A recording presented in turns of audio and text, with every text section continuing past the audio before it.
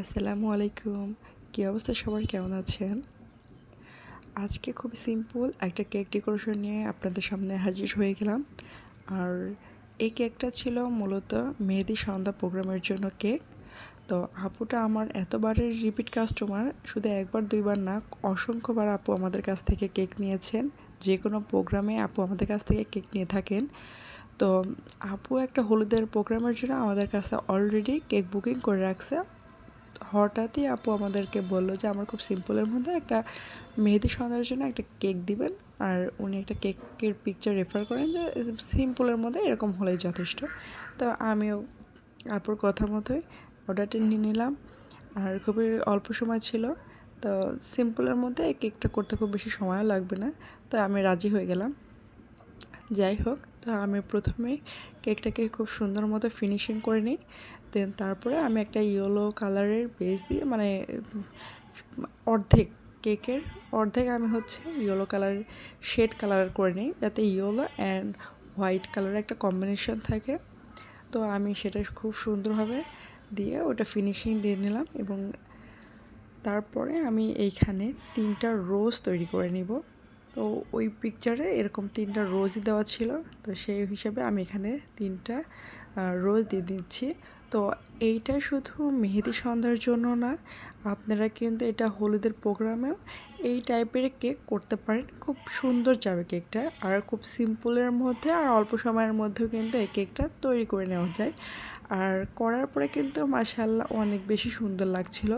So আপনারা চাইলে কিন্তু খুব সহজে এই কেকটা বানায় নিতে পারবেন। তো আমি এইখানে 3টা রোজ সুন্দর মতো দিয়ে নিচ্ছি।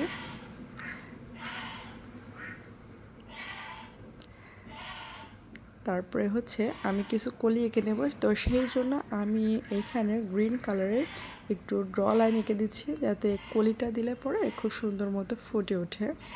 তারপরে আমি এখন এরকম ফ্লাওয়ারের কিছু কলি দিয়ে দিচ্ছি, আর কিছু পাপড়ি দিয়ে দিব, তাহলে কেকটা কিন্তু অনেক বেশি গর্জিয়াস লাগবে। আর আমি এইখানে নিচের দিকে নামটা লিখবো যেহেতু, সো আমি নিচের দিকে একটু ওই কালার দিয়ে, একটু প্যালেটের নাইফ দিয়ে আমি এটা সমান করে দিচ্ছি, যাতে ওইখানে আমি নামটা লিখলে মানে লেখাটা যাতে সুন্দর ফুটে। তো এবার আমি কিছু গ্রিন কালারের লিফ, মানে পাতা দিয়ে দিচ্ছি।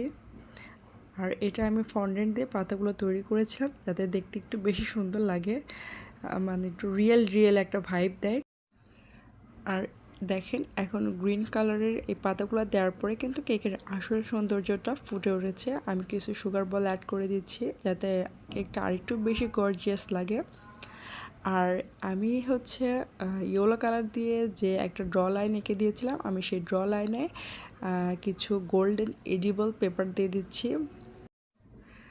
আর এই গোল্ডেন পেপারগুলো দেওয়ার পরে কিন্তু কেকটা অনেক বেশি গর্জিয়াস লাগতেছিল, মানে নিমেষে একটা সিম্পল কেকটা অনেক সুন্দর একটা গর্জিয়াস লুকে পরিণত হয়ে গেল। আপনারা সেটা স্ক্রিনে দেখতে পাচ্ছেন যে কতটা সুন্দর লাগতেছে। তো এই তো ছিল আমার কেকের ফাইনাল লুক।